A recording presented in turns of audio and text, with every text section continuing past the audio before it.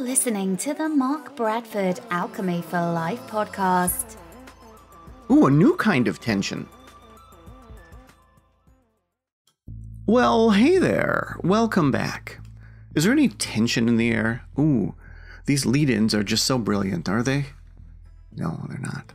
We've talked about tension before, right? We've talked about something having tension and then being at rest. And actually, it was an interesting anecdote about my son cutting my grass a long time ago. So that's linked in the description for this if you want to check it out. But what I'm talking about now is something I call the tension of disagreement.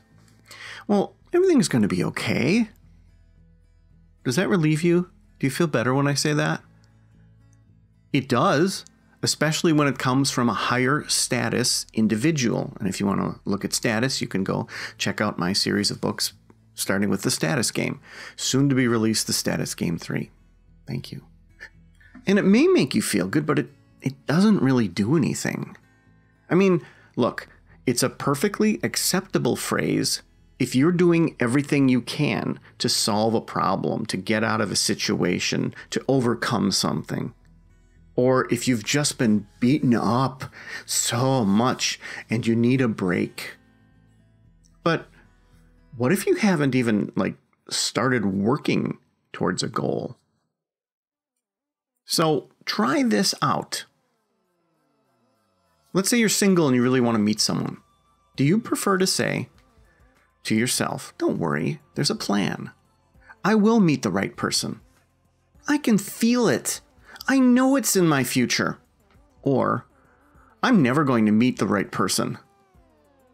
Well, of course, everyone around you will scold you for saying that second one.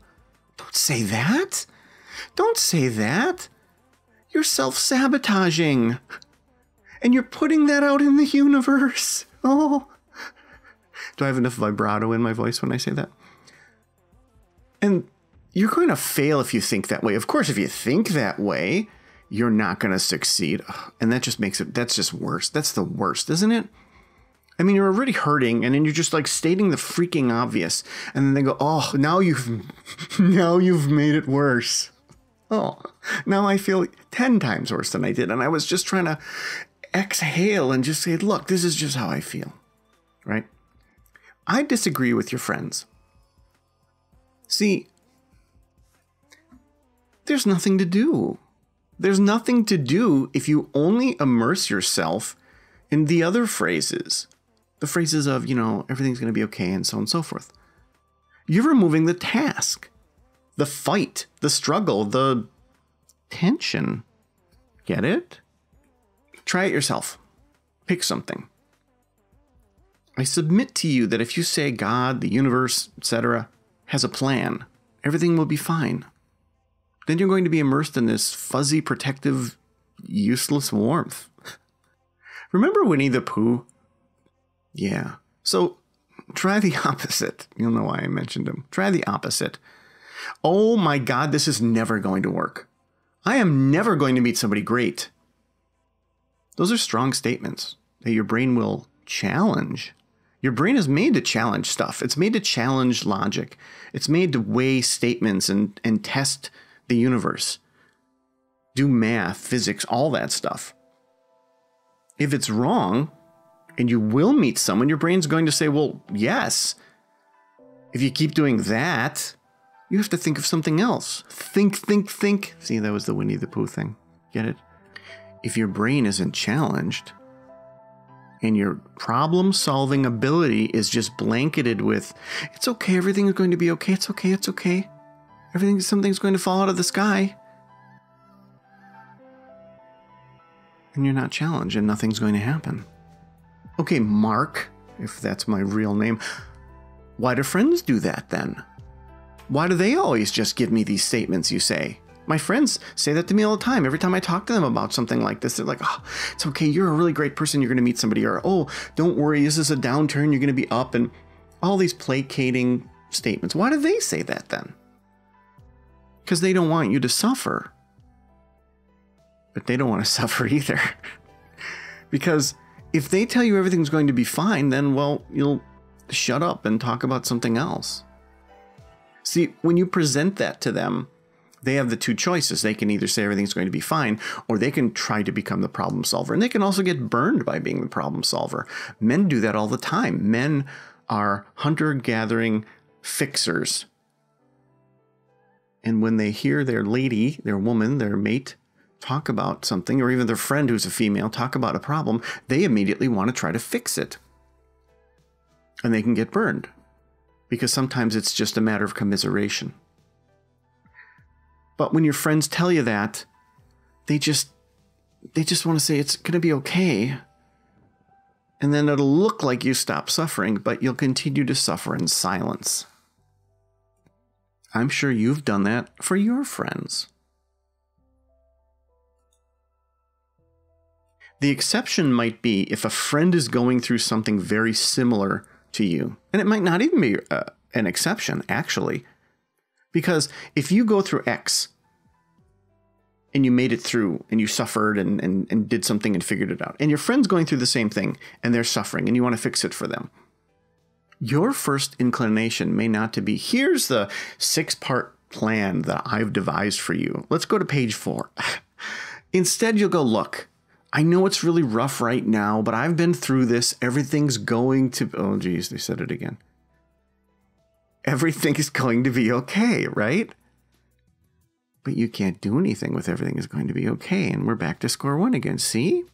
So they don't mean any harm, and they're trying to be good friends, and you're trying to be a good friend as well. But people who are suffering want to stop suffering, right?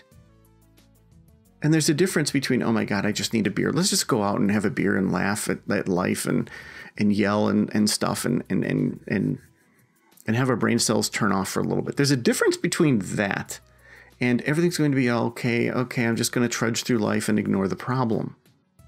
Big difference. Because we need that tension. We need that tension of disagreement. We need to have our brain disagree with us, especially the in the moment emotional part of us. And when I say in the moment, I don't mean mindfulness. I mean literally in the moment of, oh my God, I just smashed my thumb with a hammer right now. I'm really angry. Oh my God, who can I blame this on? Oh, it's my fault. Oh my God, why did they put the hammer here? I would have used something else. No, your brain says, you used the hammer because you chose the hammer. It's that kind of thing that we need. We need the tension of disagreement. If you do research on people who've accomplished really great things in life and continue to do so, the movers and shakers, the people that introduce new products, the people that really are people that you may respect for being innovators and all that other stuff, most of them didn't avoid tension of disagreement. They saw the problems, they validated and they recognized them, and they met them head on. And they didn't accomplish the things they accomplished by saying, well, you know, I always just thought everything was going to be okay. Oh God, no. They did the opposite. They focused on a thing and said, this just wasn't right. That's not right. It felt like I was never going to fix this. And it drove me nuts. See that? Tension, disagreement, solution. So try it at least once. Look in the mirror or yell up at the ceiling and say, wow, does this suck? And see what happens next. It just might surprise you. And thank you for listening, as always. I appreciate it. If you liked what you heard, please don't hesitate to give me a great rating. If you didn't like what you heard, I still appreciate that you made it to the end. Thank you so much. And take care. Hey there, thanks for listening. You know I always appreciate your feedback. Please keep it coming. 3 Voices is out. It's a fun read and only $9.99 US on Amazon. And as of this recording, it reached number 3 in experimental psychology. So thank you so much.